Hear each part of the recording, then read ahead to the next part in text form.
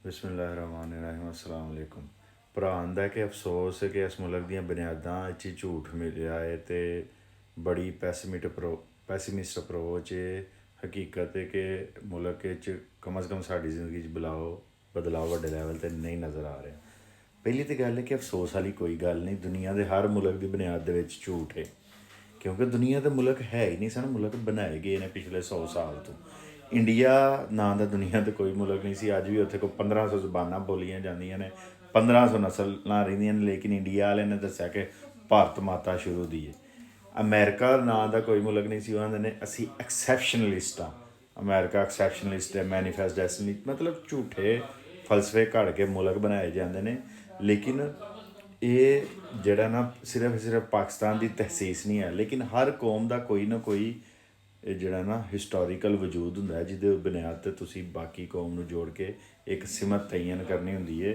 ਪਾਕਿਸਤਾਨ ਦੇ ਉੱਤੇ ਕਿਉਂਕਿ ਗੁਲਾਮੀ ਮਸਲਾ 'ਤੇ ਗੁਫ਼ਤਗੂ ਨਹੀਂ ਹੁੰਦੀ, ਇਸ ਵਾਸਤੇ ਸਿਮਤ ਦਾ ਤਯਨ ਨਹੀਂ ਹੋ ਰਿਹਾ, ਉਹ ਹੋ ਜਾਏਗਾ ਇਨਸ਼ਾਅੱਲਾ। ਔਰ ਜਿਹੜੀ ਬਦਲਾਓ ਹੈ ਨਾ ਪਾਕਿਸਤਾਨ 'ਚ ਇਸ ਟਾਈਮ ਬਹੁਤ ਜ਼ਿਆਦਾ ਬੇਚੈਨੀ ਹੈ, ਔਰ ਬੇਚੈਨੀ ਇੱਕ ਬਦਲਾਓ ਦਾ ਪੇਸ਼ੈਮ ਹੈ। ਹੁਣ ਇਹ ਸਾਡੇ 'ਤੇ ਵੀ ਕਿ ਉਹ ਬਦਲਾਓ ਦੀ ਸਿਮਤ ਅਸੀਂ ਤੈਅ ਕਰਨੀ ਹੈ ਕਿ ਜਿਹੜੇ ਇੰਟਰਨੈਸ਼ਨਲ ਜਿਹੜੇ ਸੋਸ਼ਲ ਮੀਡੀਆ ਦੇ ਮਾਲਕਾਨ ਨੇ, ਉਹਨਾਂ ਨੇ ਸਾਡੇ ਬੱਚਿਆਂ ਨੂੰ ਗੁੰਮਰਾਹ ਕਰਕੇ ਸਾਨੂੰ ਬੇਸਿਮਤ ਕਰ ਦੇਣਾ। ਅਤੇ ਆਪਣੀ ਸਿਮਤ ਤੈਅ ਕਰਨ ਵਾਸਤੇ ਸਭ ਤੋਂ ਪਹਿਲਾਂ ਤੁਹਾਨੂੰ ਆਪਣੀ ਤਾਰੀਖ 'ਚ ਝਾਂਕਣਾ ਪੈਂਦਾ। ਮੈਂ ਜੇ ਵੇਖਣਾ ਮੈਂ ਕੌਣ ਹਾਂ, ਅਤੇ ਮੈਨੂੰ ਵੇਖਣਾ ਪੈਣਾ ਮੈਂ ਕੌਣ ਹਾਂ। ਮੈਂ ਇੱਕ ਪੰਜਾਬੀ ਹਾਂ, ਮੈਂ ਇੱਕ ਪਾਕਿਸਤਾਨੀ ਹਾਂ, ਮੈਂ ਇੱਕ ਮੁਸਲਮਾਨ ਹਾਂ। ਮਤਲਬ ਇਹਨੂੰ ਤਰਤੀਬ 'ਤੇ ਤੁਸੀਂ ਕਹਿ ਦਿਓਗੇ ਕੀ ਹੈ।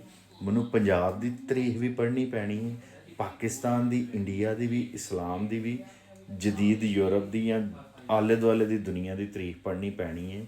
ਫਿਰ ਮੈਨੂੰ ਪਤਾ ਲੱਗਣਾ ਮੈਂ ਕੌਣ ਹਾਂ, ਮੈਂ ਕਿੱਥੋਂ ਆਇਆ, ਮੈਂ ਕਿੱਥੇ ਜਾਣਾ, ਮੇਰਾ ਰਾਹ ਕੀ ਹੈ। ਅਤੇ ਉਹ ਪਾਕਿਸਤਾਨ 'ਤੇ ਕਿਉਂਕਿ ਹਾਲੇ ਤੱਕ ਗੁਲਾਮੀ ਮਸੱਲਤ ਹੈ 200 ਸਾਲ ਤੋਂ, ਅਤੇ ਉਹਦੇ ਵਾਸਤੇ ਮੈਂ ਵੀ ਕੋਸ਼ਿਸ਼ ਕਰ ਰਿਹਾ, ਤੁਸੀਂ ਵੀ ਕੋਸ਼ਿਸ਼ ਕਰੋ। ਜਿੰਨੀ ਦੇਰ ਤੱਕ ਸਾਨੂੰ ਸਾਡੀਆਂ ਜ਼ਬਾਨਾਂ 'ਚ ਨਹੀਂ ਨਾ ਪੜ੍ਹਾਇਆ ਜਾਣਾ, ਸਾਨੂੰ ਆਪਣੀ ਤਾਰੀਖ ਦਾ ਨਹੀਂ ਪਤਾ ਲੱਗਣਾ, ਕਿਉਂਕਿ ਤੁਹਾਡੀ ਤਾਰੀਖ ਤੁਹਾਡੀ ਜ਼ਬਾਨ 'ਚ ਹੁੰਦੀ ਹੈ। ਜੇ ਅੱਜ ਵਾਰਿਸ ਸ਼ਾਹ ਸਾਨੂੰ ਪੜ੍ਹਾਇਆ ਜਾਏ, ਸਾਨੂੰ ਪਤਾ ਲੱਗ ਜਾਏਗਾ ਅੱਜ ਤੋਂ 400-500 ਸਾਲ ਪਹਿਲੇ ਤੱਕ ਜਿਹੜਾ ਪੰਜਾਬ ਕਿੰਜ ਦਾ ਸੀ। ਬਾਬਾ ਫਰੀਦ ਪੜ੍ਹਾਇਆ ਜਾਏ, ਬਾਬਾ ਗੁਰੂ ਨਾਨਕ ਪੜ੍ਹਾਇਆ ਜਾਏ, ਇਹਨਾਂ ਦੀ ਵਜ੍ਹਾ ਤੋਂ ਸਾਨੂੰ ਪਤਾ ਲੱਗ ਜਾਏਗਾ ਕਿ ਉਹ ਕਿੰਜ ਦਾ ਮਾਸ਼ਰਾ ਸੀ, ਅਤੇ ਅਸੀਂ ਕਿੰਨਾ ਸਫ਼ਰ ਤੈਅ ਕਰ ਰਹੇ ਹਾਂ ਅਤੇ ਕਿੰਨਾ ਅੱਗੇ ਮਜ਼ੀਦ ਕਰਨਾ ਹੈ। ਇੰਝ ਜਿਹੜੀ ਹਿੰਦੁਸਤਾਨ ਦੀ ਫਾਰਸੀ ਤਾਰੀਖ ਹੈ, ਸਾਨੂੰ ਉਹ ਪੜ੍ਹਾਈ ਜਾਏ ਤਾਂ ਸਾਨੂੰ ਪਤਾ ਲੱਗੇਗਾ ਉਸ ਦੌਰ ਦਾ ਹਿੰਦੁਸਤਾਨ ਕਿੰਜ ਦਾ ਸੀ।